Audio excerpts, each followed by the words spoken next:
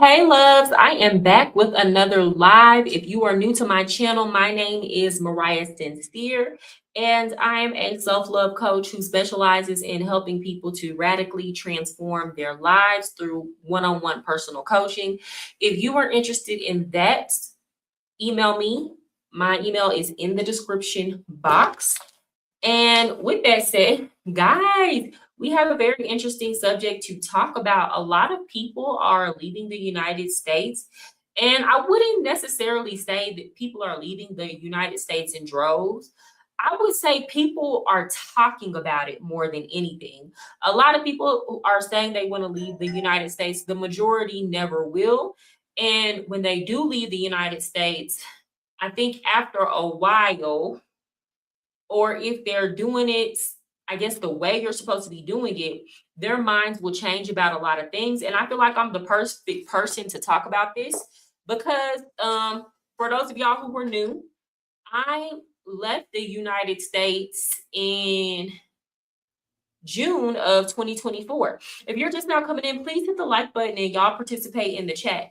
But yes, I left the United States in June 2024, and I didn't leave the United States for political reasons. I honestly and truly, the primary reason why I left the United States was the cost of living, which is astronomical.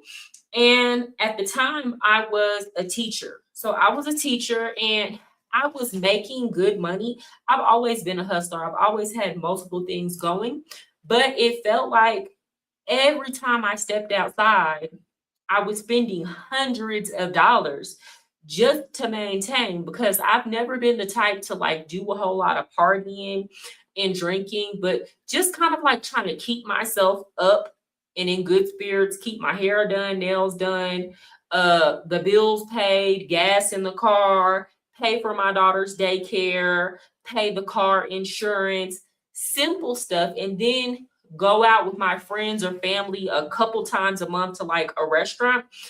I felt like I was just spending thousands and thousands of dollars. And I just could never get ahead. I was working so much. I was working myself to death. And I think the main thing that kind of pushed me is that I noticed that my daughter was getting behind in school. And at that time, I was a high school teacher. I was teaching kids that were in the 11th grade. They were 16 and 17, and they could not read. And this was in the suburbs at this particular school. I wasn't working in the hood. And then I started realizing there's a problem here with our education system. These kids can't read, and it's not for lack of effort with the teachers. And I don't even want to get into it, but I understood that once your kid gets behind in reading, it's very rare that they will get caught up. And I understood that, you could put your kid in, you could put them in some type of program or get a 504 plan. But once they get behind, even though on paper it looks like the school is doing something, they really don't have the resources to address it. And I was working so much that I was too tired to come home and give my child the attention that she needed to catch her up. So I said, you know what? Let me move out of the United States. That way I can work less. And I do. I work about 6 hours a day. So I can work less. And then when I'm done with work, I work starting at 3:30 in the morning. And I wake my daughter up at 6:30 in the morning. She starts her schoolwork independently. And then when I'm done with work around 9:30 or 10, I help her. I fill in those gaps where I need to. So we do homeschool. And honestly and truly, I wouldn't have been able to do that in the United States because the cost of living is so high versus in Latin America. I can live pretty well. Like we can go do things. I can buy groceries. I can pay the rent. I can pay the gym. I can pay off some debt in the United States, and I can also save some money. And as far as like my cost of living expenses and bills, I only pay about $1,500 a month. Everything else is extra. So I did not leave the United States because I hated the United States. I left the United States because it was the only path forward that I saw to get ahead. You have to think about it like this. People from New York or Chicago or California, if they want a cheaper cost of living, they can move to the South. I'm from the South. If you're in the southern part of the United States, the only where that you have to go if you want a cheaper cost of living is south of the border. Because in the reverse, all of our expenses and all of our cost of living went up. So only places that you can go are south of the border or Southeast Asia. That's it, that's all. That's really it, that's all. So I basically had to have the mentality of like a New Yorker or somebody from California. Now, with that said, I'm going to show y'all some TikTok videos of some other people explaining why they left the United States. Before I do that, I'm going to read this article. Now, I'm not going to show it on here because I don't want to get copyright. I don't know if I'm supposed to be showing y'all these articles, but I'm going to read it. This is from the Seattle Times. It's titled, "How Many Americans Are Moving Abroad? New Report Reveals 2025 Expat Numbers." So this is written on August 27th of this year. The number of Americans moving abroad has risen sharply in recent months, likely due to a number of factors, new data reveals. An estimated 1,285 U.S. citizens expatriated in the first quarter of 2025. Now, for those of y'all who don't know what expatriate is, it's just somebody that's living outside of their home country. Now, they could either denounce or maintain their U.S. citizenship. Most people who leave the United States call themselves expats, marking a 102% increase compared with the last quarter of 2024, according to a report from CS Global Partners, which analyzed statistics from the U.S. Federal Registers. Should this pattern continue, 2025 is poised to see a record high numbers of Americans relocating overseas, surpassing the previous peak in 2022 during the height of the COVID-19 pandemic. Now, a lot of people are going to say that it's for political reasons.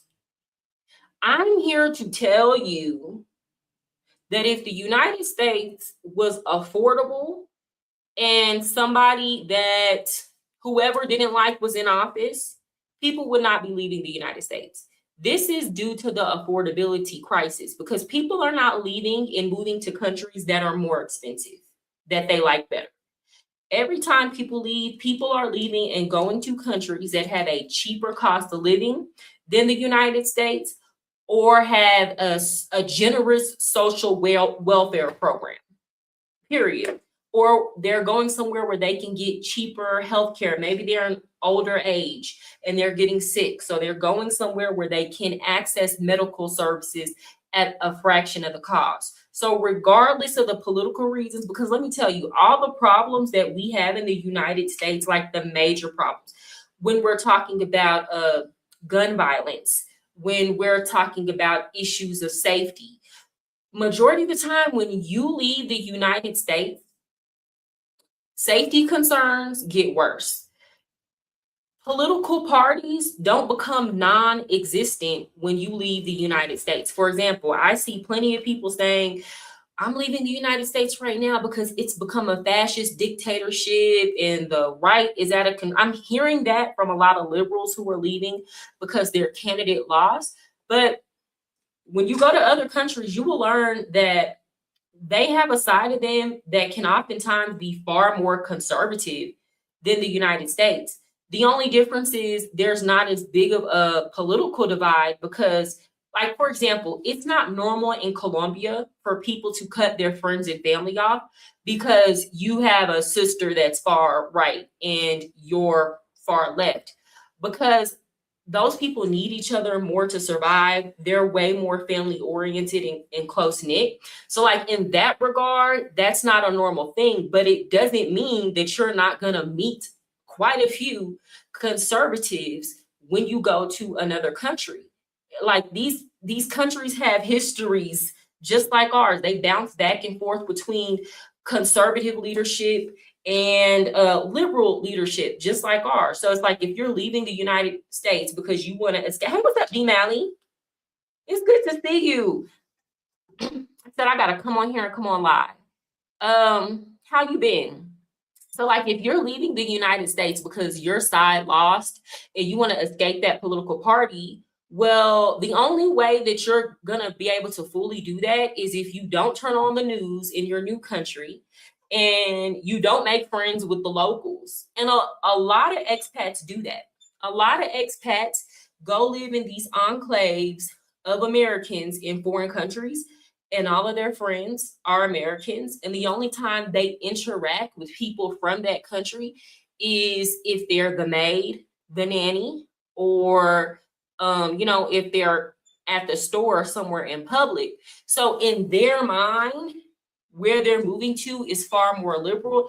And it's like, no, you're just hanging around a whole bunch of liberal Americans, and you have convinced yourself that the place that you're moving to is far more liberal than what it actually is. I've been great. Thank you. I hope you're learning a lot on your South American tour. I am. For those of y'all who don't know, I'm in Ecuador right now. I'll be going back to Colombia in January, but I'm in Ecuador for the holidays. So enough about me.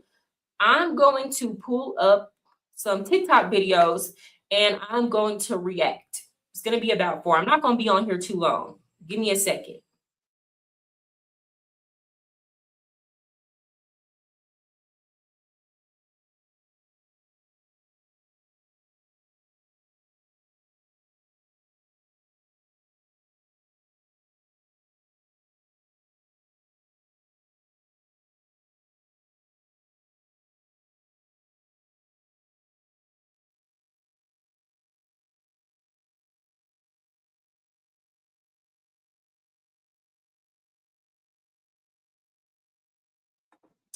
Okay, so this first video that I'm gonna pull up is of an, I don't want to say older man because he's not older. I say a middle-aged man living in the Dominican Republic.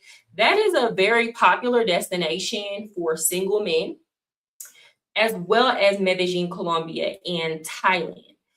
Part of the reason why these are very popular destinations is because prostitution is legal.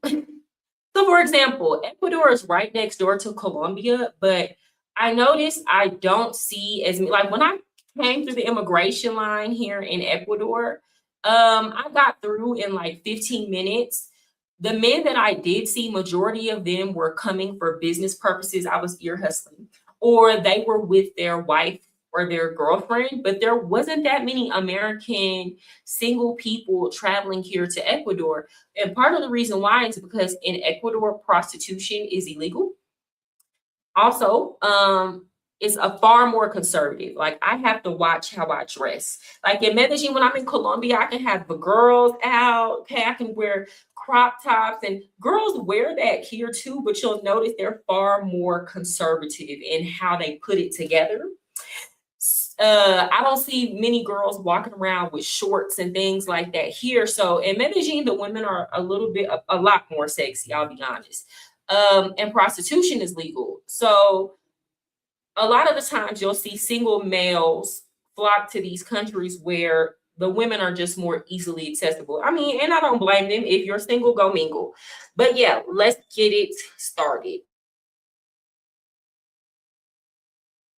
What's up, guys? So I'm sitting here on my balcony, and when I tell you it's a little breeze out here, man, that's probably why I got sick last week, man, because of this breeze. And this is unlike Santo Domingo, especially around this time. It's almost May. It's supposed to be scorching hot, but let me enjoy this while I can, because trust me, it's gonna be months and months of pure heat. So anyway, I was out here and I was going through my comments here on TikTok, and I get a common question that I see all the time. People ask me, why did you move from the US to Dominican Republic? So I decided I'm going to address that question and give you some of my reasons. I'm not going to give you all of them, but I'll give you some of them, the ones that I think were more important to me.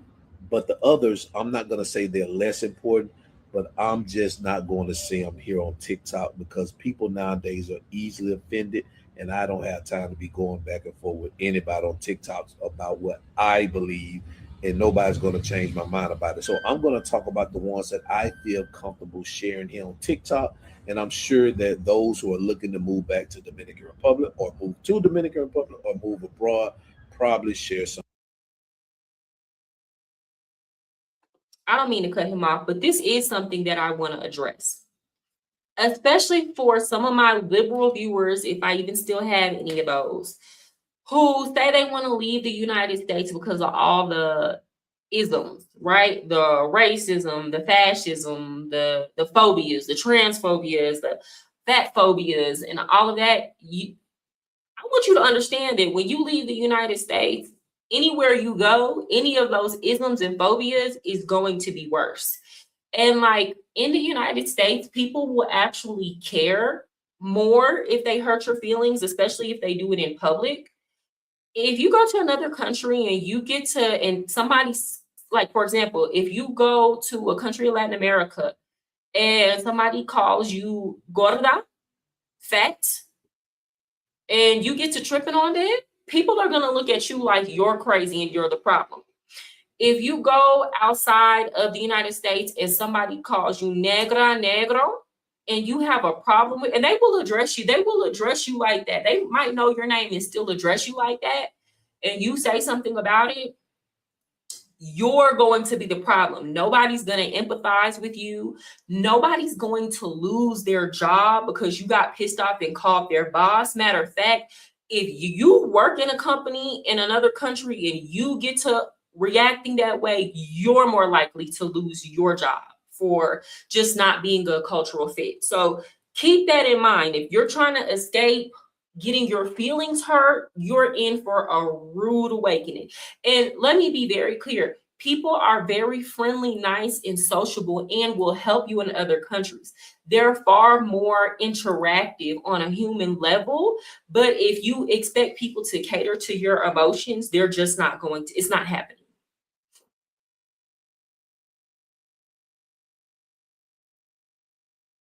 Of these same feelings, and these are in no particular order, but here are four of my reasons. And reason number one is the growing tension and division in the United States. Everybody in the United States seems to be on edge about something. To me, it seems like everyone is like a ticking time bomb just waiting to explode. It also feels like everybody's just looking to be offended by something. You can't say anything, you can't do anything because somebody out there is looking to get offended. And I'll take it a step further. The political tension and division also has gotten out of hand. We look at everybody over there as either you're a Republican or you're a Democrat, which is dumb. I don't know how we got so invested in these political parties that we'll damage relationships with long term friends, families, jobs, and all this stuff, man. It is just crazy. I remember the time we used to debate who was better, Tupac or Biggie, LeBron or Jordan, McDonald's or Burger King, ham or burger, peanut butter or jelly, the Jetsons or the Flintstones. And now we won't do none of that no more. We're debating about politics, man. I don't have time for that, man. And not saying people are not into politics here because they are, but not to the point, at least in my experience, to the point where they'll destroy their family. They won't talk to their kids. They won't talk to their husband. They'll get divorced. Not to that point. I hadn't seen it here. So that's No, facts. Like he's telling the truth. People will disagree. They might even kind of argue about it, but at the end of the day, they're still going to stick together. Like I've seen a lot of videos of liberal women saying they divorced their husband or stopped dating a man because they didn't like his politics or the way that they voted or that they didn't vote. And people really don't care about that. Like when they're dating people, they genuinely don't. Like these are not conversations that you're having on the dating scene outside of the United States. These are not things that women care about just in general. Honestly and truly, a lot of women, I'm not saying there are not smart women outside the United States who pay attention to politics, but you have to understand in a lot of these countries, the women are in survival mode. So they can't necessarily afford to be concerned with how a man votes. You know, what does that pocket do? What does that wallet do? And in that regard, I can understand why a lot of men say it's just easier to leave the United States and deal with women in other countries when I'm trying to date. Um, Even I'll say this, you will have some of the most diehard liberals in the United States who left the United States for political reasons.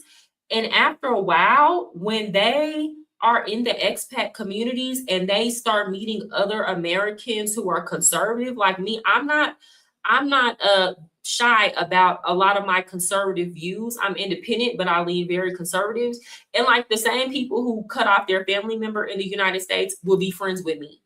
Why? Because when you leave the United States, you have a very small, close-knit community. It's kind of like when other immigrants move to the United States, and maybe you have some that don't speak English. It's a lot of Americans that move outside of the United States and never even try to learn the language. So we're far more dependent upon each other for socialization. Not me. I'll go weeks or even months without talking to an American because I know how to speak Spanish. But a lot of them, if they like you as a person, they will accept your politics because it's better that than having no friends because you're being too choosy. Number one. Number two is the high cost of living. The cost of living in the United States has just got bad, way, way bad. Before I moved here, I was living in Fort Lauderdale and I was paying about $2,400 a month for a 2 bedroom and 2 bath apartment. When I moved here, I was able to cut that in half on my accommodations.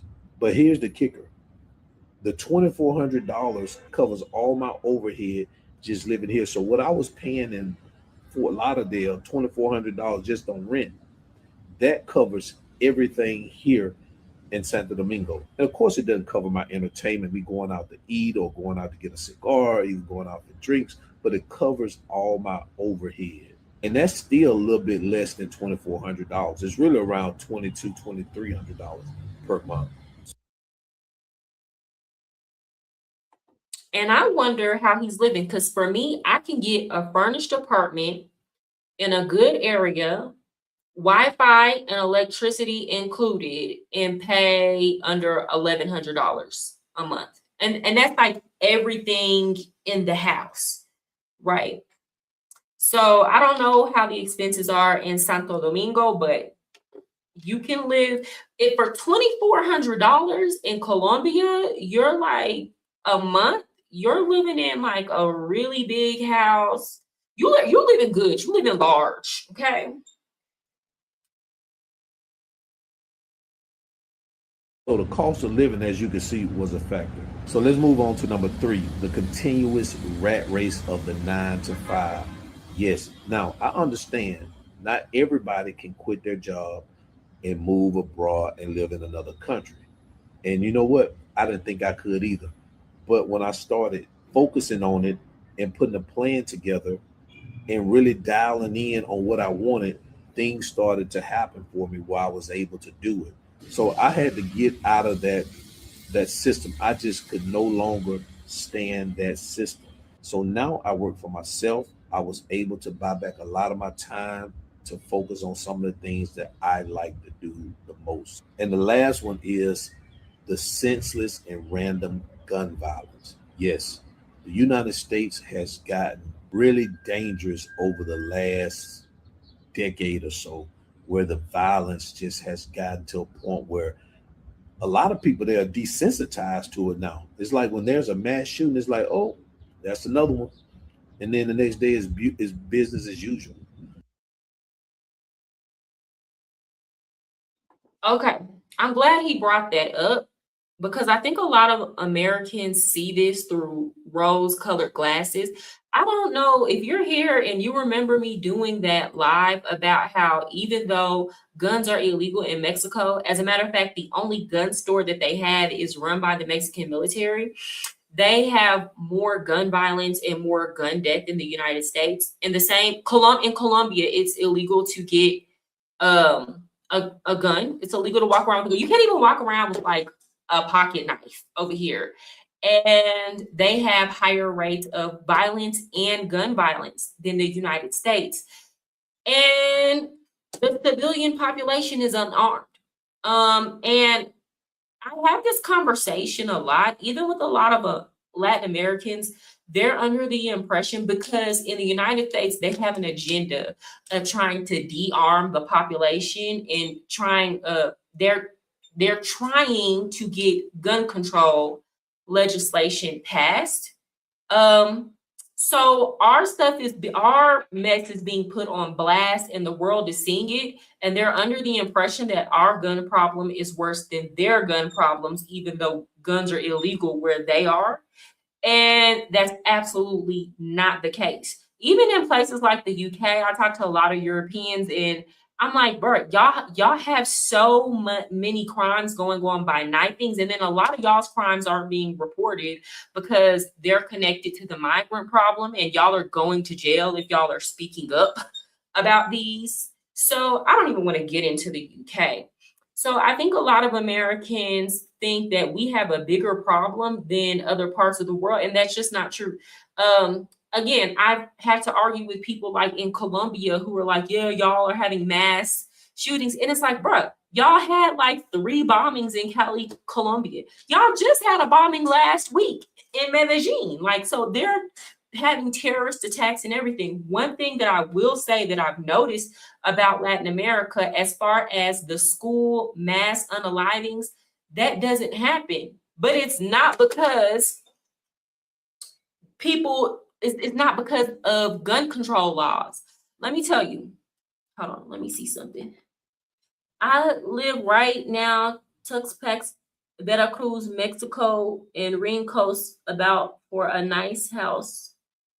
150 a month. Oh, I'm trying to get like you. And that is a nice house. Everything else is probably a quarter of water cost in America. Yeah, I could definitely have cheaper bills, but Medellin is like the California of Colombia. So I'm paying California prices in Colombia. But anyway, thank you for sharing that. I'll get back to you, D. Malley. But for example, a lot of these countries have a far more dangerous history than the United States. So if you go to a school in Colombia, the schools are walled off. Even here in Ecuador and in Peru, it's not easy to access those schools. And they have like barbed wire fencings and guards. A lot of the times there's only one way in and one way out of the school. So due to a lot of these countries' history of violence and mass kidnapping of children, that used to be popular, especially in the day, they're ahead of us on this. So no, you can't just walk into a school in a lot of places in Latin America and unalive the children or kidnap children or take them hostage anymore, because they already built the schools with that in mind. In the United States, a lot of our schools have an open campus concept. We think security is metal detector. A lot of the time when we were in school, we could just walk off campus. A lot of schools in the United States don't have a fence or any type of security measures. So it's not that people don't want to cause harm to children in other countries. It's that they are already ahead of the game on that. In the United States, we used to be a very high trust society, and children didn't have to deal with as much violence as they do today. And now we are experiencing and going through what a lot of other countries have already experienced, and they're not as naive as we are. So because they've already taken certain precautions, yes, you're going to have less school unalivings. That just is what it is. What is a way an expat can make money? Different ways. You have a college degree, you can teach English. A lot of people buy and trade stuff online. Scamming is a big Americans. A lot of Americans scam other Americans. For example, one hustle that a lot of these men have, the passport bros have, is they will like that all they do is post content all day and pretend that these women really want them. And they'll do stuff like get a mansion off of Airbnb, invite other dudes out, and charge them like $1,700 a night each on an Airbnb that they might not have even spent like $300 on for that night. It's a lot of scamming that goes on. Americans do a lot of scamming to other Americans. I live right. Okay, I'll write that. Now, gas is expensive. That's probably $4 a gallon, but everything is real close. Yeah, so that probably doesn't even matter. And I have lived out of the States for the last 17 years as a missionary with my family. Okay. Big ups to you for doing the work of the Lord.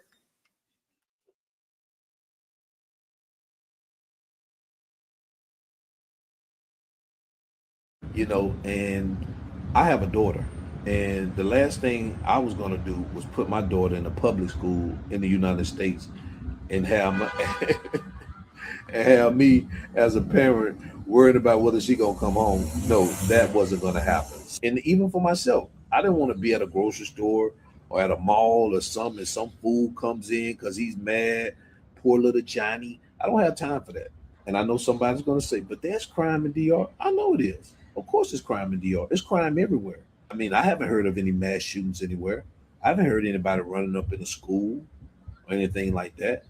I mean, if you have, then The thing about crime when you leave the United States, first of all, the chances of you being involved in a mass unaliving is just very rare. It's unfortunate and it's definitely something to be concerned about. It's just very rare. The crime that you have to deal with outside of the United States would be more like petty crimes, but they could really be impactful. So you are under a very real threat, especially as an American. If you were going to a country that is a developing country or a world nation, people have the mentality that you're rich, you can afford to take the L, and even if you can't, they're in survival mode, so they don't care. Um, you're more likely to get robbed, right? So your chances when you leave the United States, your chances of getting robbed increase like dramatically. You have to like men, it's crazy because men have to learn how to be how women are in the United States, especially in places like Colombia, because you're more likely to get preyed upon as a man than me as a female. So men have to learn in Colombia to do what women in the United States have always done, which is watch your drinks. Don't go walking at night. Don't meet girls off a dating app. Like this is all new. And for those who don't catch on rather quickly, they have a very high likelihood of being drugged and robbed. Yeah, like it's so that's what I'm saying. So your chances of those type of crimes, being drugged, being robbed, being accidentally unalive because people put too much scope in your drink, that goes up dramatically, right? So yeah, you might not have to deal with, I'm not even going to say you might not have to deal with the possibility of a mass unaliving because again, these things are happening in these other countries. It's just not as publicized. But like your chances of waking up, not knowing where you are, and your bank account being completely wiped, not only your bank account, your crypto account, all your investments account, because they know how to do that. That goes up through the roof.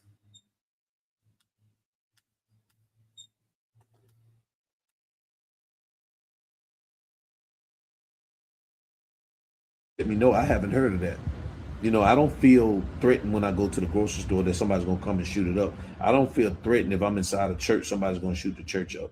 I don't feel threatened when I'm at a restaurant, somebody's just gonna walk up and just start killing everybody. I don't feel threatened like that here. So don't try to compare.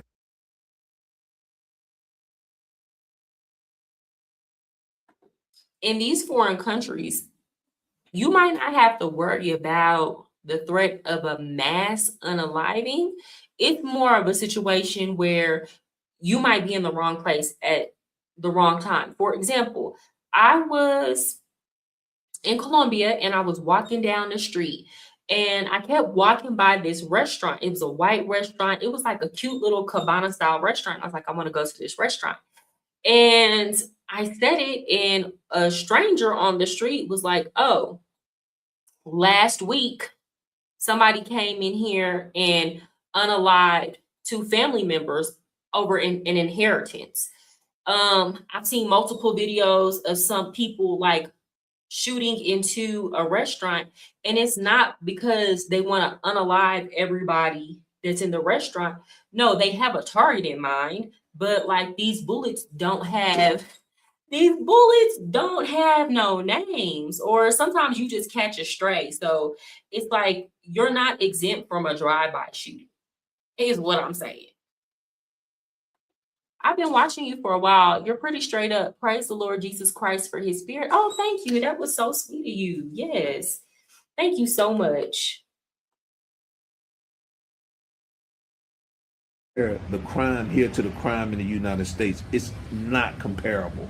Period. I don't care what you say. So don't try to convince me otherwise. So anyway, so those are some of the reasons why I decided to leave the United States and move to Dominican Republic. First of all, I wonder which area he lives in for him to say that. And I wonder if he's actually pulled up the statistics. Because a lot of the times when you pull up the statistics, the violence doesn't even compare. The violence does, yes, we have specific cities in the United States that have higher crime rates, but the overall violence doesn't even compare. And that's what I'm saying. A lot of United States citizens see that aspect through rose-colored glasses.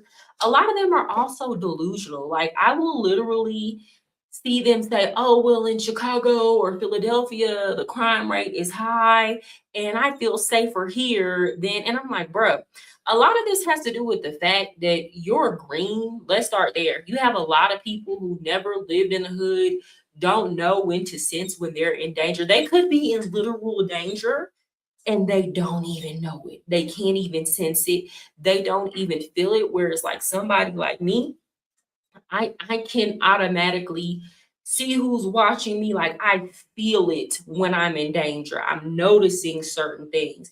But they'll be completely oblivious and think people are just being nice to them just because. Okay? There's a lot of naivety.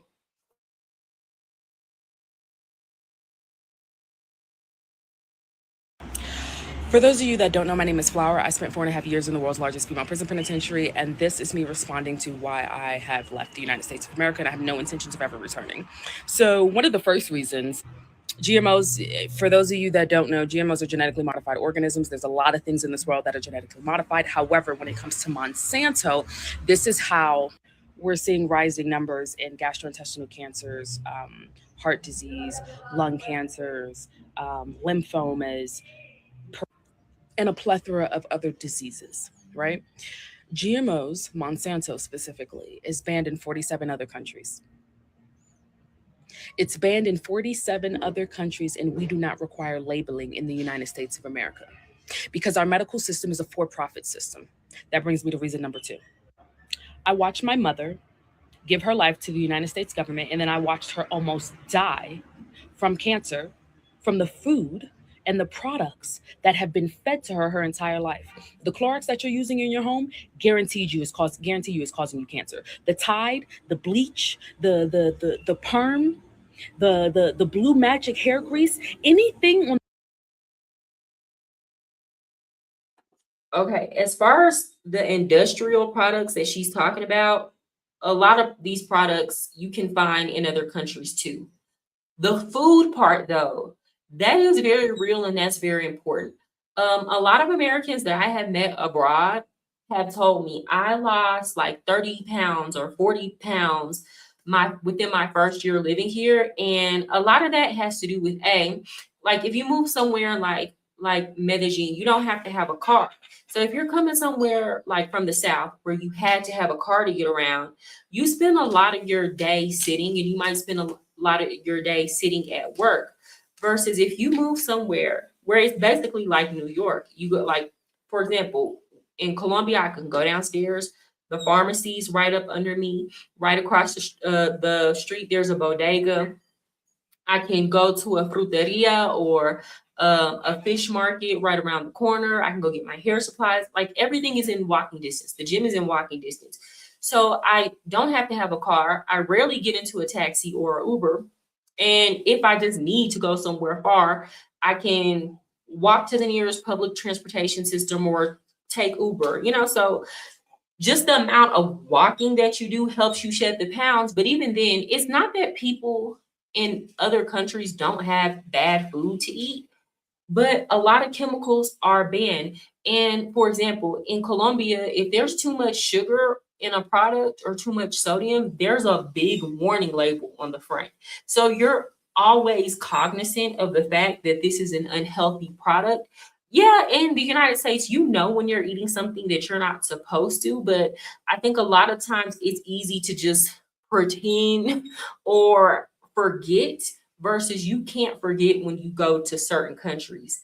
And the food, there's a lot of fresh food. So, for example, if I go to the United States, if you want like organic or fresh food, you have to pay more money. You have to drive to a grocery store or a supermarket, and then your town may have a farmer's market or two. But even now, the farmer's market is expensive. Like it's been gentrified. Hell, you're gonna pay more at the farmer's market than you're gonna pay at like a grocery store versus in Latin America, it's completely different. In Latin America, you're gonna pay less to go to the fruteria that's like literally down the street, and there's like 10 of them on every street, every corner. I mean, it's so readily available, and there's like dirt and mud still on the food. You got to go home and clean it off good, but you're gonna pay way less money going to one of those places than if you go to like a big box supermarket, which is why those places, y'all know how like Walmart took over these small towns and a lot of these local businesses shut down. In Latin America, that's not happening because most local people prefer to still go shop at with their local mom and pop because it's always cheaper. Same thing with fast food. It is cheaper in Colombia for me to go get a meal at Boteros. I can go get a meal with protein, rice, a salad, and arepa, and they love banana down there, and a banana and a drink, and pay $2.50, which you can't even go to McDonald's in Colombia and get a meal for $2.50. It costs more to eat fast food in Latin America than it does to go do a menu of a day at a local mom and pop, which is why it has not caught on the way that it did. In the United States, fast food used to be cheaper than actually eating real food. Now people are eating fast food less because it's become so expensive that you're paying the same price to go get a better meal. My old church member lost 30 pounds in Africa after 1 month. Yeah, it's easy. Like in the United States, if you want to lose weight, you have to put in a tremendous amount of effort. If you go to another country, like if you go to South America or if you go to Africa or if you go to Asia, all you have to do is move somewhere that's flat and walkable and eat the local food, and you're gonna lose weight. It's thoughtless.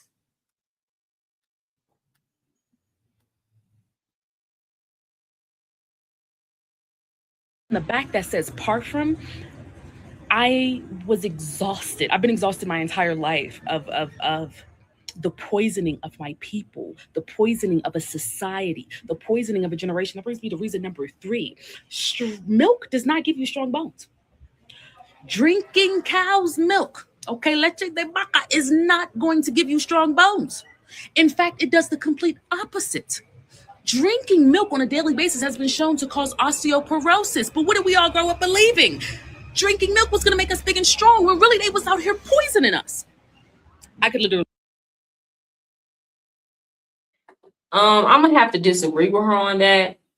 If you A lot of these almond milks, coconut milks, all of that, they have a lot of chemicals in them that also is not good. You're better off drinking the milk. Now, some people have lactose intolerance, that's different, but people in South America drink milk. They don't have most coffee places. If you go to a coffee place, they don't have all that coconut milk, almond milk. They drink their milk with straight up milk. They're just fine. What's You're better off focusing on building your muscles. If you're concerned about osteoporosis, milk is not your enemy. Inactivity is your enemy. Inactivity, not building your muscles, not losing weight. So I'm gonna have to disagree with her on that. Hey, what's up, Will Tumbling? Good to see you. Thank you for popping in. Y'all hit the like, please. That helps people know I'm on live. Go on and on all day.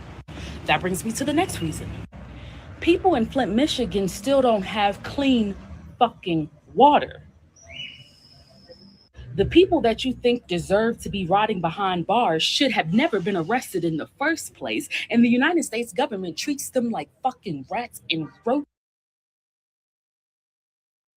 Okay, with the water situation, I gotta be real. First of all, there are a lot of cities in the United States where I would not drink the water. But like, if you move out of the United States, the places where you actually can drink the water and it's clean is the minority. And you'll go to countries where it might be safe to drink the water in one city, but it's not safe to drink the water in another. So, for example, in Medellin, it's safe to drink the water. But if you go to Cartagena, which is on the coast, you cannot drink the water out the tap. But even in Medellin, you have to still worry about how old is the plumbing in the building that you're in. So I don't understand that point that she's making, because a lot of these countries have worse infrastructure than the United States. So it's going to be harder to find a place that has a drinkable water. It's not that they don't exist, but that is not the norm if you move to a country that's cheaper than the United States. I'm just being honest. So I don't understand, especially like, I'm not even going to say that. I'm lactose intolerant, so I gotta drink lactose free. Okay, yeah, and I definitely understand that. Without access to proper health care.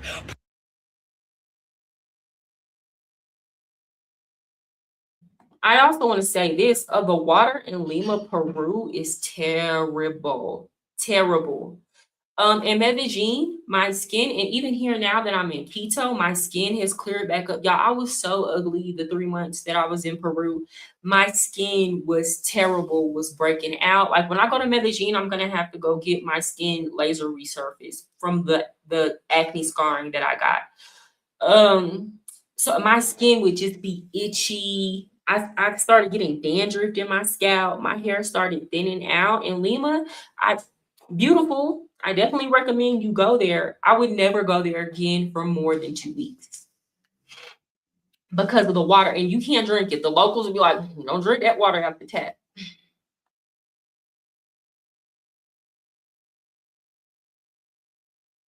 Proper food, nutrition, mental health care. The United States government lied and kept my money so that I could not buy myself a lawyer so that I could properly represent myself underneath the Constitution.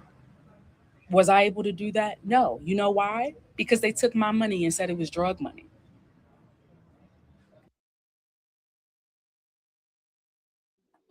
Will Cumberland, I remember Eric Mays. He was so funny. May he rest in peace. He was, but he used to go off on them in them city council meetings. Yeah, I definitely remember him. He made his mark. Yeah, rip to him, rip to him. He did not play. But okay. So this, I would say, she's seeing it through rose-colored glasses. So Her problem is that she has a criminal background in the United States. And when you have a criminal background in the United States, unless you just live in a super liberal city, it's hard to get a job. Not just that, if your credit is messed up, it it sets you way back in your choices. Now, when you go to a lot of these foreign countries as an American, your credit doesn't transfer. If you're able to get a visa, it's like you start all over with your credit. A lot of the times you can enter these countries visa free. And depending on the type of visa that you're getting, you may or may not be required to give a background check. It all just depends. So if you're somebody who has a checkered past like her, you can move to another country and basically start over. So in her mind, because of how she was treated, and a lot of that she has to kind of take responsibility for, but because how she was treated by the American justice system, it's the most corrupt system, and there's no corruption in other countries. And honestly and truly, I'm gonna be 1000% real with y'all. As much as you might think of like there's police corruption, police brutality in the United States, when you leave the United States, you will appreciate the fact that when you call the police are going to come. Even if you live in the hood, they might come a couple hours later, but they're going to come.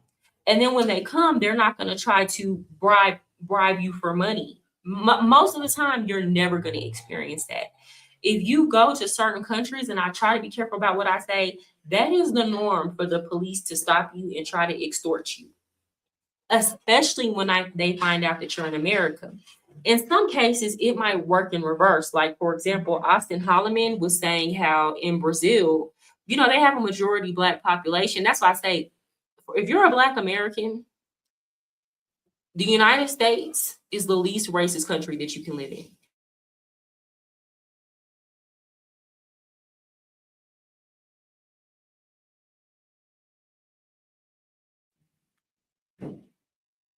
My bad, guy. He was saying how he got stopped in Brazil and the police were going to unalive him until they heard him speak English and they realized that he was American. And they were going to unalive him simply because he was Black. And it's like nobody was going to care. Who was going to care? And that is a very scary situation to be in. Oftentimes, I've seen this happen. I be trying to be careful, but I've seen it. Also in certain countries, like when I was in Cartagena in Colombia, the police can stop you and they can tell you, we're doing a random search, and you have to let them search you. They don't have to have a reason. They don't have to have probable cause. Like, we're just stopping and we're choosing who we want to. We're stopping and searching everybody. You get out the car, and there's no going back and forth.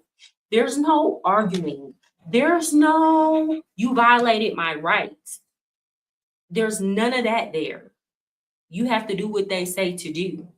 So you have far more individual rights in the United States than what you would if you go to these other countries. I'm just being honest. Are there benefits? I don't want to sound like I'm trash talking. Yeah, the food is healthier.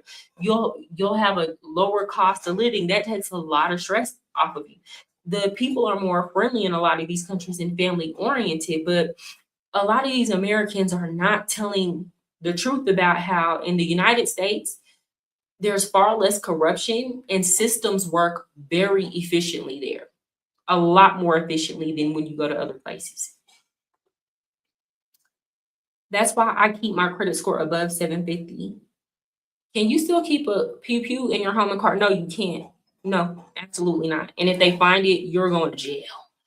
As a matter of fact, I was just talking about these random checks. I have a friend who has another friend. She's a woman from America, and she had a pew on her in Cartagena, Colombia. They stopped, did a random check in the car, and she didn't plan on staying in Colombia.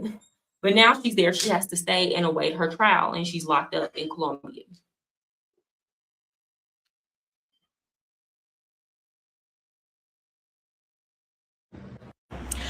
For those of you that don't know my name,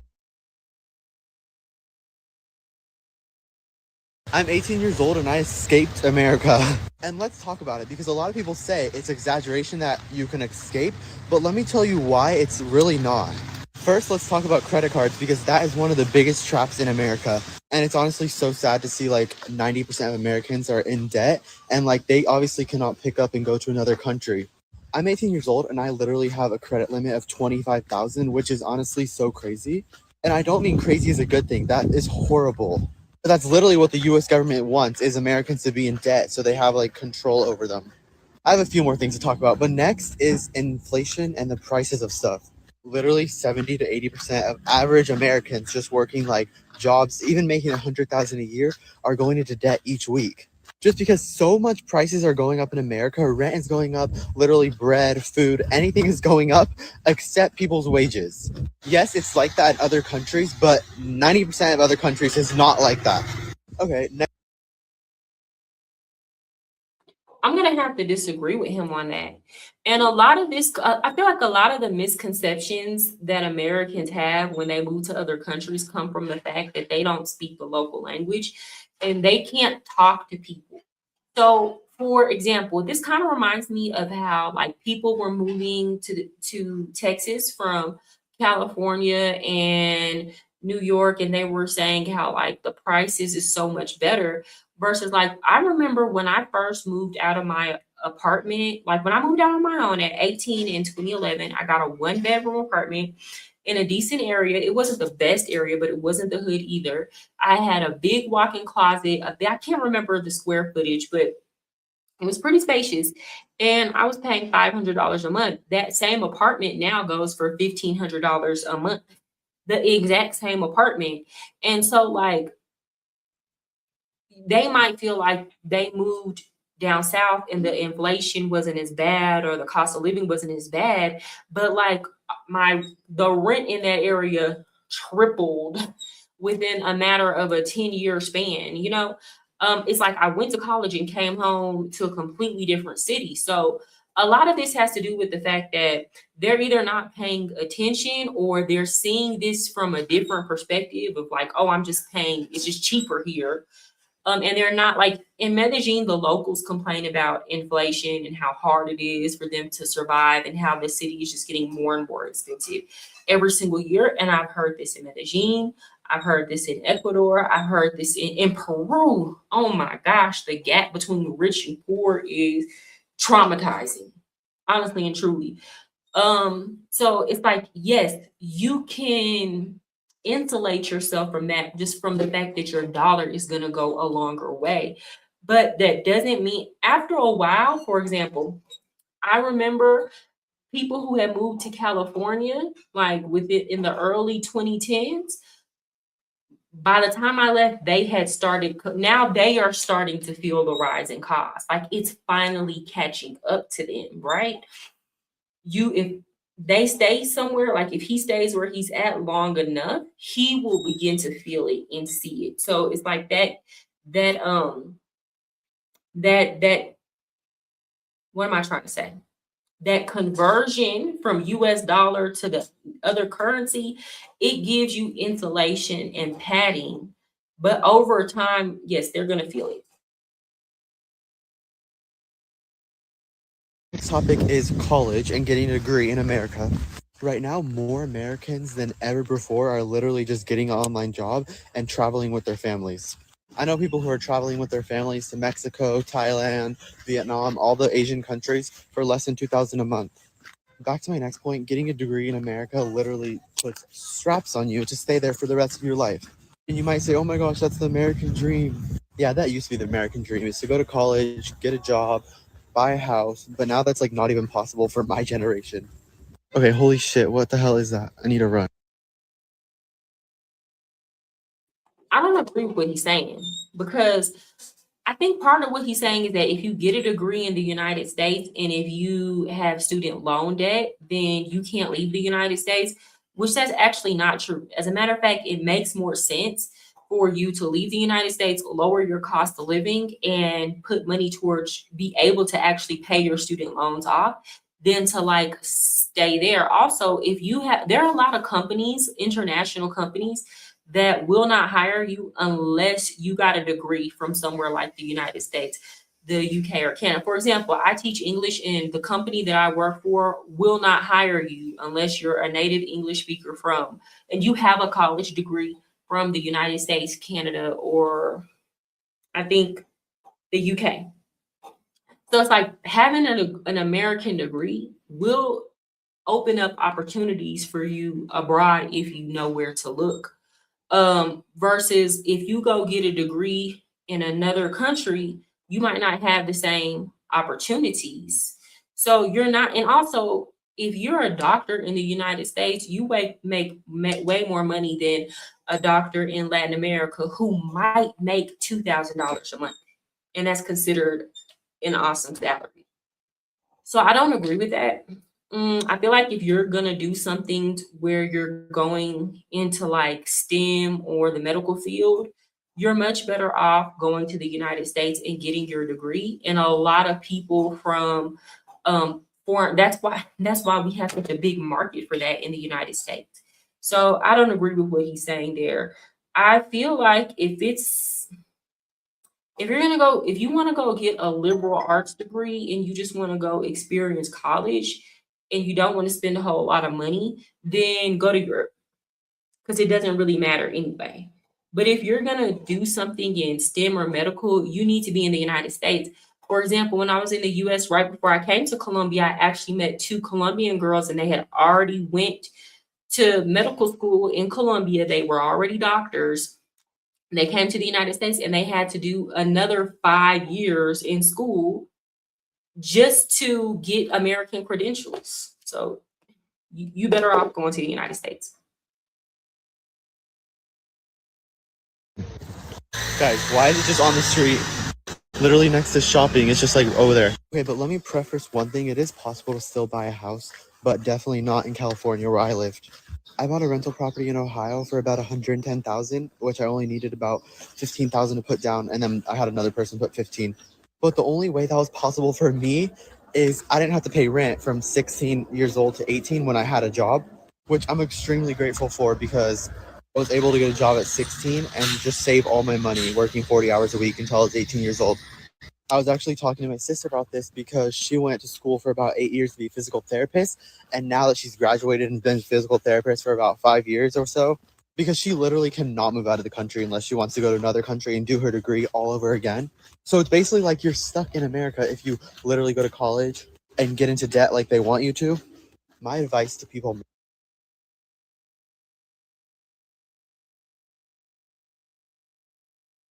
I would say do your research on certain things because in some countries you might not have to. If you have a degree from an American university, do you honestly think somebody who has a medical degree from Harvard can't go anywhere else in the world and be a doctor?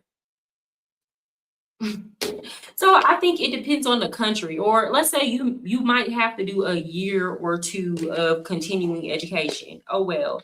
Or just change your range, change what you're doing, like reinvent yourself. I don't necessarily agree with that. My age, open up a credit card, but pay it on time or pay it early. Because credit is definitely good to have when you're buying a house. Obviously, you need it. But that is like my advice to people my age and literally do not go to college. There's so many jobs on social media now that you do not need a degree for. And the amount of money that people pay for college and get into debt for is also a strap on their hand. Like, that's not even exaggeration. If you don't have parents to pay for your college, which 90% of Americans don't, you're going to be in debt for the rest of your life paying college off. It was so sad because in high school, my teachers, they would like tell us how much debt they have. And mind you, they've been a teacher for over 20 years and are still paying off college. Like, it makes no sense to me. I would rather be in debt on a house, bringing in profit, than in debt on college, paying for that. Like, and it's what the government or school doesn't want to teach you. Okay, this video is already too long, but I could go about all this all day. I mean, I definitely agree with him on that. And they make it way too easy for people to go into debt at such a young age. And I think this is a big argument that goes on between conservatives and liberals. And that's one thing where I will say I do understand I understand the liberal perspective on that, especially if you're somebody who, you got to think about it. if you, from the time you were a child, have been conditioned that college is your only way out of poverty or for upward mobility, because this is literally what we were taught. And then you had people who allowed you to get a loan and you weren't being properly advised. Like, I remember when I got my college loans, I had to do like loan canceling. And like, think of it like this. Think of a 18-year-old reading the terms and conditions of just anything, and just they're not reading that. They're just signing it. And you can say, well, that's their fault. They shouldn't. They're 18 years old. Like, let's be for real. People are stupid. I was stupid as hell, right? And that's the argument, that's being had between a lot of liberals and conservatives. And it's like, I can see both sides. I can see how it's like you've recruited that. You can't just think it goes away just because you're now having to suffer the consequence. But at the same time, the government really should not be allowed to give out loans that big to people that young. Like, it's predatory in nature. Free community college in California. Some high schools have college basics. Scholarships are not being stressed enough besides working. It's not even just that, Kiki. People don't have the grades. Let's be clear. Y'all know I was a high school teacher in the United States. These kids don't have the grades nor the academic acumen to get a scholarship these days. Let me tell you something. If you have a student, I'm going to hurt some of y'all feelings. If your student, this is how low the bar is in hell. I know because I used to grade. First of all, in most schools, you can't even get below a 50. So if the student, I have students who never turned in an assignment the entire school year, and I had to go in there for each assignment and give a 50. Because the thinking is you want to make the kid feel like there's a possibility that if they decide to do right, there's a possibility that they could pass the class. So it kind of works like this, the grading scale. A student that is an A student today is really, if you compare them to an A student in 2010, they're really a C student. Like, kids going to school now believe that they are smart and highly intelligent if they barely understand the subject matter. That's how low the bar is. Do y'all remember the story of that girl who sued her high school because she was a valedictorian and she got to college and she couldn't even understand what she was learning? But this is the valedictorian. Yeah, you're like, if your kid can read, they're already, like, if they can read on grade level, they're already ahead of the curve. If they can comprehend what they're reading, they're just blowing everybody out of the water. Like, reading comprehension is not even the standard now.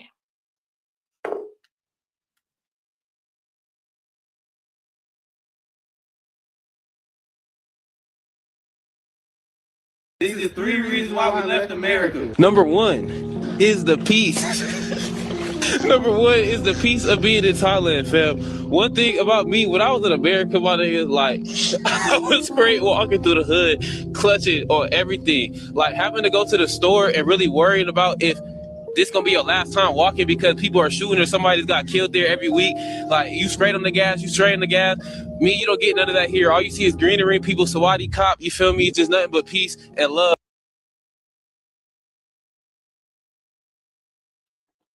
I've never been to Thailand, although I might make it there this summer.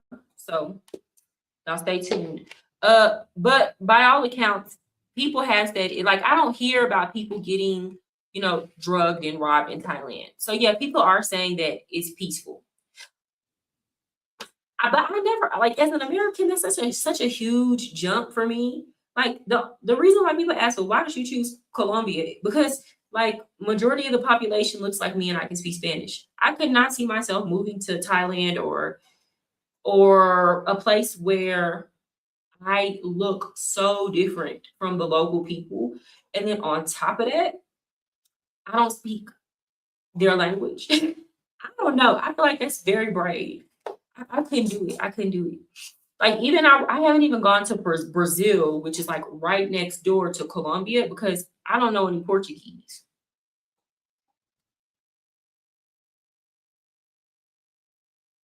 Hey, reason number 2, man, I ain't gonna lie, bro. The freedom is just amazing, bro. No cap, my bro got a chain in the pool, like, just because, like, you feel me? Hey, this is really an off-white shirt in the pool just because, like. Bro, turn around, look right there. You see mangoes on the trees and banana trees right there. One of the main reasons I came out here is for the food. I'm not gonna lie, and that shit cheap. Exactly. It's so immaculate to the point to where you can get in the pool with all your clothes on. This is about to become a regular theme. The mango actually feel pretty good. I ain't gonna lie. You know what I'm saying? It feel pretty good, you know? I mean, well, they're in a private pool, but let me tell you, you can never do this in Colombia. Colombians are so clean. I love it. In Colombia, they have showers so that you can shower. It doesn't have soap, but like you need to wash it and rinse off your body before you get into the pool. And you cannot get into a pool in Colombia, especially a public pool without wearing your a swim cap. It's just they're not allowing it. Okay. And they're very strict about it. And then just Colombian people, most Colombians bathe 2 to 3 times a day. They're constantly brushing their teeth. I love it. What he said about fruits and mangoes and bananas being on the tree, that's something you don't see anymore in the United States. And part of that has to do with the fact that it's illegal, or a lot of these companies have patented seeds, Monsanto, all of this, whereas even if you go to like the US Virgin Islands, which is like a US territory, or Puerto Rico, they complain about that all the time, about how when they go to the United States, they can't even pick mangoes off the tree. And yes, it is cheaper to eat healthier once you leave the United States. That is true. Versus in the United States, if you want to eat healthy, you're going to pay more. It's very backwards.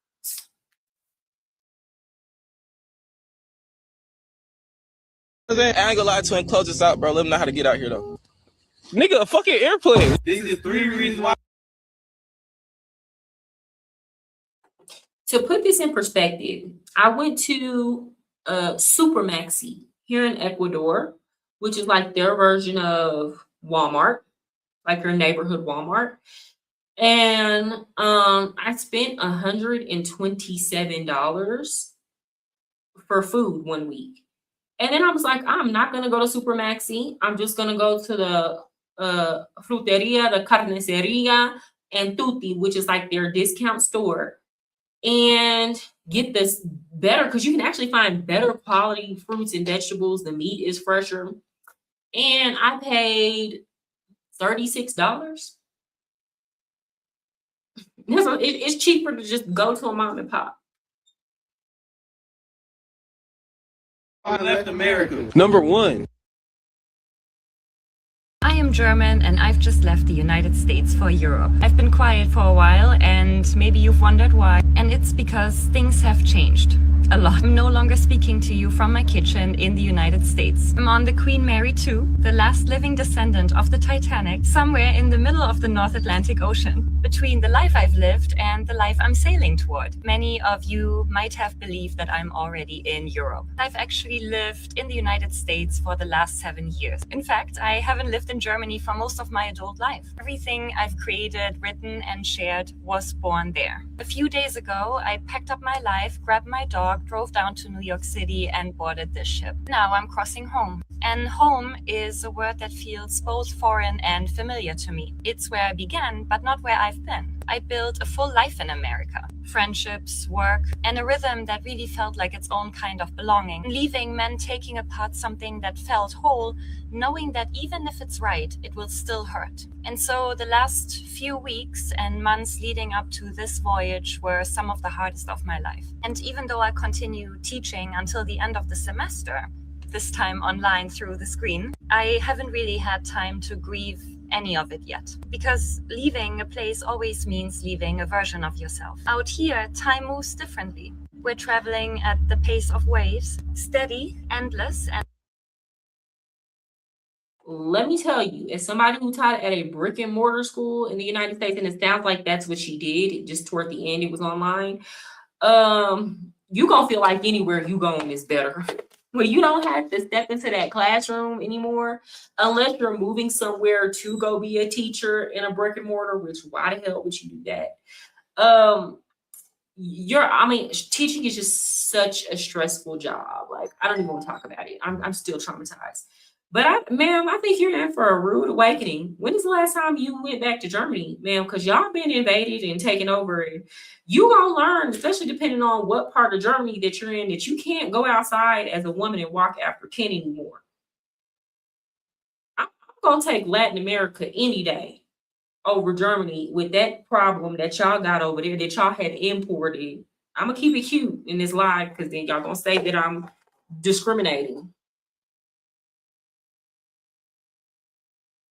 alive. We're moving through distance rather than over it. And maybe that teaches me something about letting go and beginning again. As an immigrant who has now left the United States, I also keep thinking about the Titanic, about why people once made this journey into the opposite direction. They were chasing hope, opportunity, and new chances. And I felt like I didn't have that anymore. So maybe it's symbolic that I'm sailing this route in reverse. I'm not only escaping, but also returning to remember, to rebuild, and to also begin again. Walking away from my students, at least in person for now, was one of the hardest decisions I've ever made, because it was my dream job, and I've worked my entire life to get there. Teaching, for me, moves like water. It's quiet but relentless, and it reshapes everything it touches, and it always finds its path toward meaning. Yet, sometimes the tide turns, and when it does, the only honest thing to do is to follow it. Somewhere between the heartbreak and the packing tape, something new was taking shape for me. A realization that everything I've been trying to teach, to write,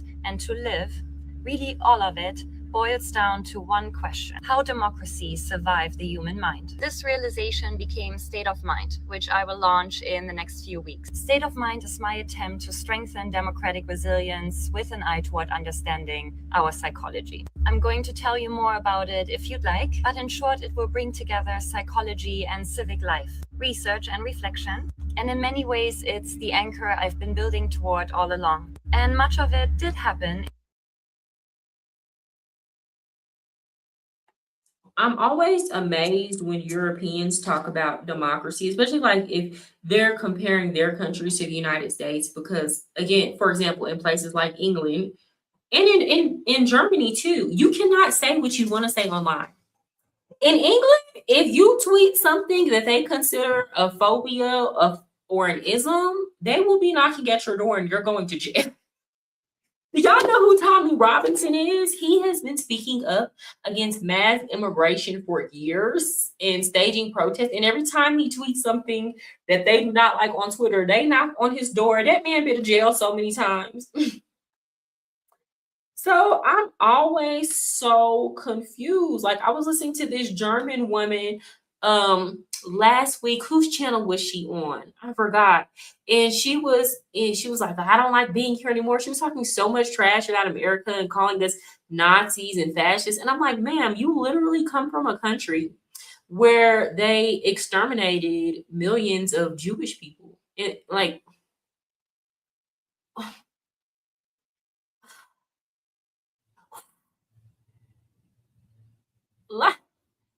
the nerve. All we're trying to do is control illegal immigration.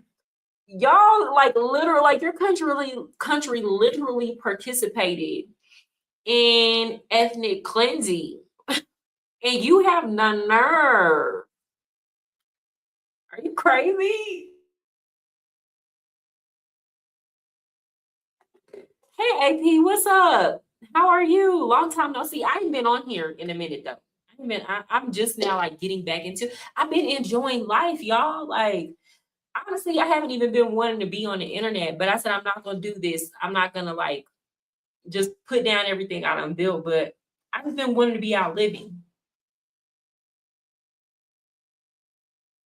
in America. In the long nights between lectures and deadlines, in the quiet moments between grading papers and recording videos on here, and in conversations with you. You've listened, asked questions, and dared me to think harder. And somewhere in those exchanges, I realized that that's what I'm meant to do, to dedicate a large chunk of my life to democracy, understanding it, protecting it, and helping others make sense of it. State of Mind will be a home for that work. There will be books, some of which I've already written, workshops and courses, and it will be. Okay, so she's, and ain't nothing wrong with it. She's like soft launching her career. She just, she's looking to make a career change. So she's soft launching her career. But let me tell you, I'm just going to be 1000% honest with y'all. The main reason why people are moving out of the United States is not because of the political climate, because there are a lot of places where you can go and they're having mass unaliving, mass bombings. Again, for example, if you are a man, think of the worst hood that you could live in the United States, and then go from there to Provenza in Colombia. You are in far more danger in Provenza around them prostitutes than you are in the hood with a neighborhood full of men with guns and anger issues. You're in far more danger because, first of all, your guard is going to be down. These women work with these gangs. The restaurant owners are in on it. The bartenders are in on it. Like, you're in more danger as a male in Medellin, Colombia, than me as a woman there. I promise you. Me too, I'm over it. I know I'm trying not to be over it. I'm trying not to stay over it. Because I do, like, when I get on here, I actually do enjoy talking to y'all. It's just the getting there part, right? But when I get on here and get to go and I like it. What else was I saying? The water quality. That's another thing. And I've kind of gotten used to it now. Hot water. Oh my God, y'all. Hot water is such a luxury. And that's why I try to tell people who, like, a lot of Americans will be like, yeah, there's poor people in the United States. Yeah, but like, majority of poor people in the United States, I'm willing to bet money that at least 90% of poor people in the United States, like, if they have a house, have access to hot water. You could go to a country in South America and somebody living in a middle-class neighborhood not have hot water. And then a lot of times when there is hot water, the situation is sketchy. Like, you might wake up and the water don't get hot. Like, so it's like our bottom is way different than their bottom. Okay. Another thing, like, if you go to in Latin America, like, ceiling fans is an American thing. If you leave the United States, people don't have ceiling fans. If somebody has ceiling fans, it's because they're really rich and they went to America and saw that and decided that they wanted it. That's not the norm, even amongst rich people in other countries. You won't go to Europe and see ceiling fans. You won't go to Latin America and see, and I didn't know that. Ice makers. Y'all, when you go to a restaurant outside of the United States, 9 times out of 10, they're not putting ice in your glass. Even at a restaurant, you're not going to go to people's house and they have a refrigerator with an ice maker. No, that is an American thing. Central AC, that is also very much an American thing. People just kind of like, in Medellin, you don't really need it because it's spring all year round, but sometimes it does get a little too hot. People just have a fan that they plug into the wall. In Peru, the same thing. And then in Peru, when it gets cold during the winter, it's cold as hell. So people just will go buy heaters or fans, but it's not the norm for people, even in well-to-do neighborhoods, to have central heating and cooling. That is like, and a poor person in the United States will have central heating and cooling. Just to put it in perspective for y'all. So, like, a lot of it is romanticized. Now, me personally, I'm going to say this because y'all might have heard some of the stuff that I said and be like, why would you stay there, or why would you not move back to the United States? A lot of this stuff I don't care about. For example, like, you get used to the fact that there's no central heating and cooling. And it's cheap enough here to where I don't care. So, like, you got to think about it. Would you be willing, if you could save money, if you could go do all the things you wanted to do, if the food that you were eating is healthier, and you could pretty much fund your lifestyle on between $1,500 and $2,000 a month, would you really care that there's no ceiling fan or ice or central heating and cooling? After a while, you would get used to that. You adapt to those type of things. Also, with the safety concerns, again, you just learn to be smart. I don't go to the hood. I don't go to the hood over here. Hell to the no. You will not catch me in the hood. I like to live in a local area, so I don't live around the Americans, right? Because no, I ain't going over there. It's overpriced. The Americans usually be funky. For the Europeans, they don't bathe. Like, so I live locally. But the only reason why I can do that is because I already had to speak Spanish before I came here. You understand? What else? The people, I will say this, the people here remind me of what the South used to be like 20 years ago, 25 years ago, to where everybody's friendly. And that's what I'm saying. When you go outside, people want to talk. They don't have a stick up their ass. Like, I'm here in Ecuador right now. When people speak, if they come into a restaurant, they speak to everybody. Hi, how you doing? And when they leave the restaurant, bye, enjoy your meal. They tell the people that serve them and the cooks, thank you. Like, it's very much that old school Southern feel. So again, I take my precautions. I don't go to the hood. I'm not somebody who's out here drinking and drugging and in a situation where I would be in danger. When I do go out, I go out with friends. But it's a lot of people that they come down here and they quickly find out, especially the young men, that it is not sweet. It is not sweet at all. At all. But if you're smart, it actually is a pretty good and decent quality of life. I promise you it is. Do y'all have any questions for me before I get out of here? As a matter of fact, you know what? I'm going to drop a link in the chat. Y'all don't have to come up here. I'm going to give y'all a couple minutes to do it, though, because I don't want to be on here all night. I have to get up at 3 o'clock in the morning to work. I'm going to drop a link. And anybody who wants to come up and give their opinion about anything I've said, or you want to ask questions, the floor is yours. If you have questions about moving abroad, the floor is yours. But yeah, I just wanted to come on here and give y'all my perspective as somebody who does not hate the United States. As a matter of fact, I feel like if you're a person who is well-to-do and of means, the United States is actually the best place that you could be because of access.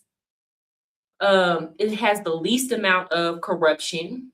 I know a lot of y'all wouldn't believe that, but the government in other countries is far more corrupt.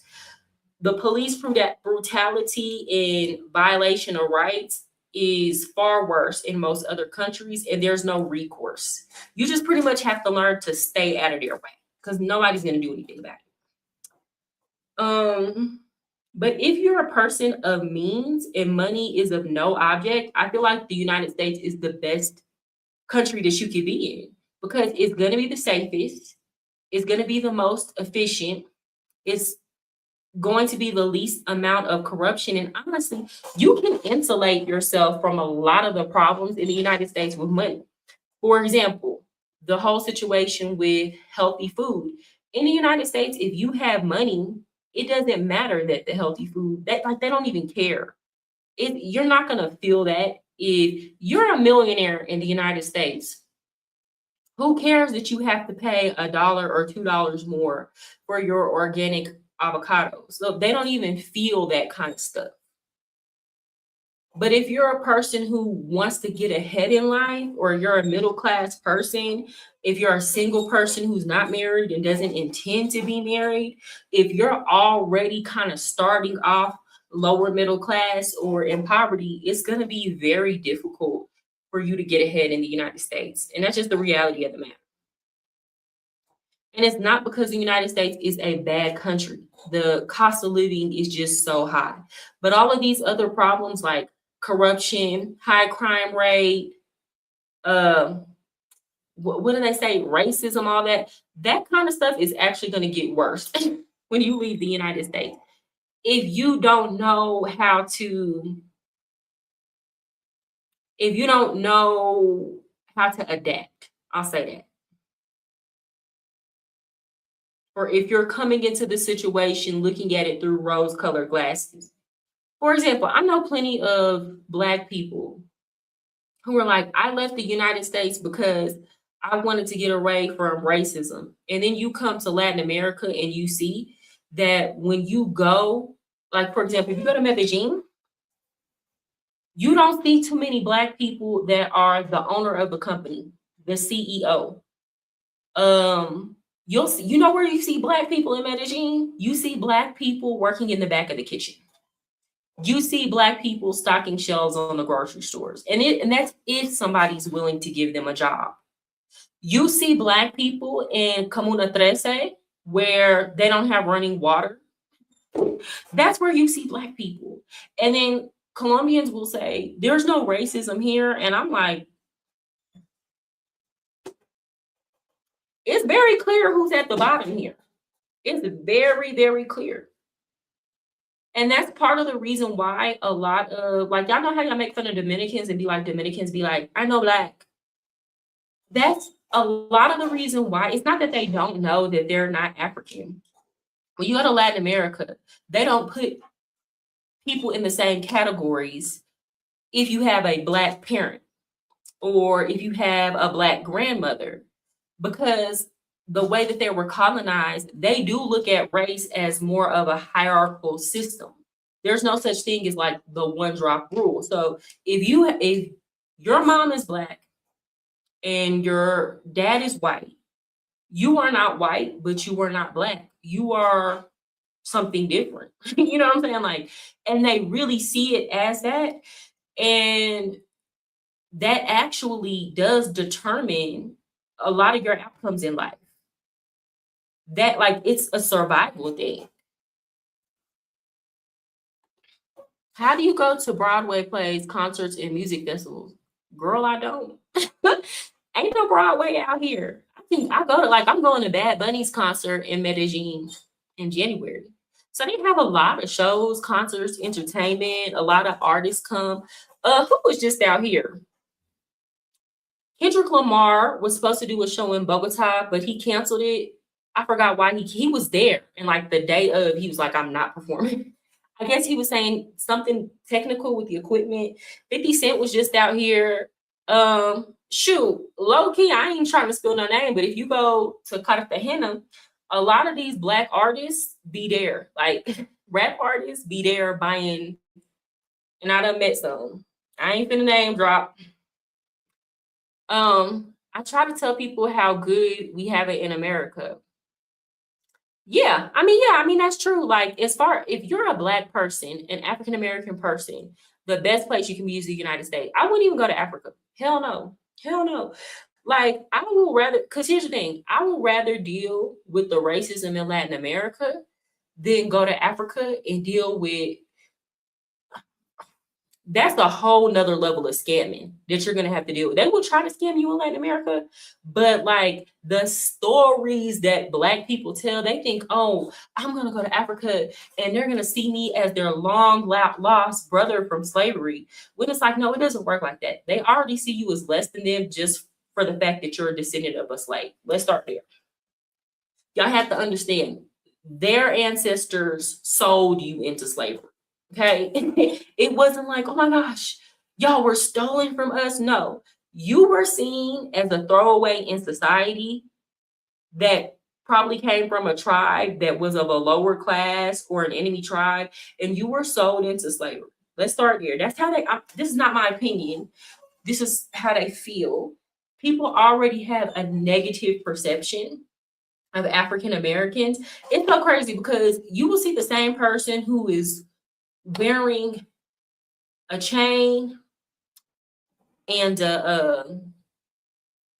dressed like a rapper saying the N-word.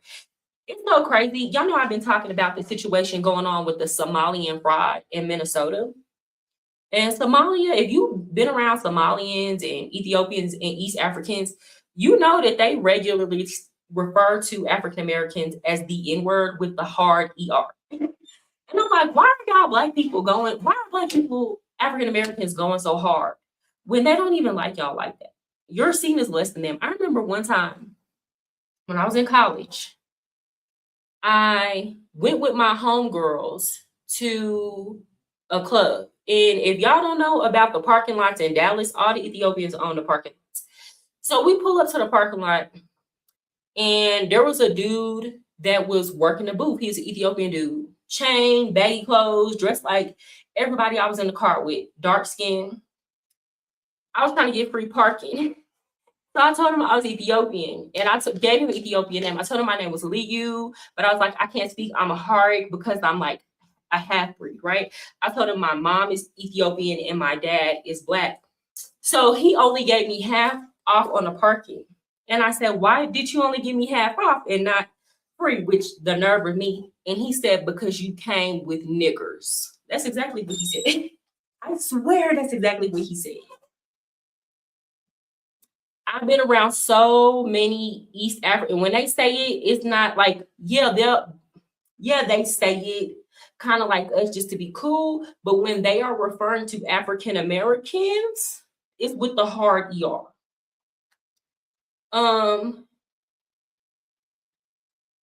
So yeah, I feel like the racism towards African Americans is worse when you go to Africa. But you're gonna have to deal with if you don't like hearing the N-word, or you don't like hearing like that kind of stuff. When you come to Latin America, it's kind of more casual. Like they'll say they'll call you negra or negro, and then they'll say they're just being friendly. But when they get mad at you, they pretty much using it in the same way somebody would say the N-word with the hard ER. Like there's this girl this Black girl, she's in the EXPAT group, and she showed us the text messages. I guess her and the nail shop owner had a dispute over the price or whatever. And the nail shop owner texted her, like, what did she say? She said negra fea, which is like ugly Black woman. Like, so when they get mad, they will use it as an insult. Quick. And nobody's going to do anything. They're not going to lose their job. You don't have the same recourse. Black people, if we raise enough hell in the United States on social issues, we can get our way. You can get somebody fired. You can ruin somebody's life. You don't have that same recourse in Latin America. Nobody cares. As a matter of fact, they're going to say, well, what did you do to piss them off? You must have deserved it.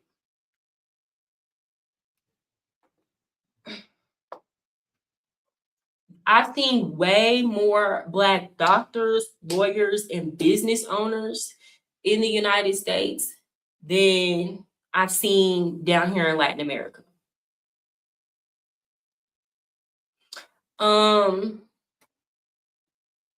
What else? Oh, I'm gonna tell y'all this last story and then I'm gonna get off of here because ain't nobody came up. I'm gonna put the link here one more time if anybody wants to give their opinion on anything I've said. I'm friends with this dude who owns eyelash shop in Colombian. So basically I give him English lessons and he has the lash tech do my eyelashes. It's kind of like an exchange thing. And he was telling me how he went to college with this Black Colombian girl, and like fully Black, like not mixed, like she Afro-Colombian. And he was saying how she was like one of the smartest women he ever met. So she went to go apply for this job, for a corporate job in Medellin.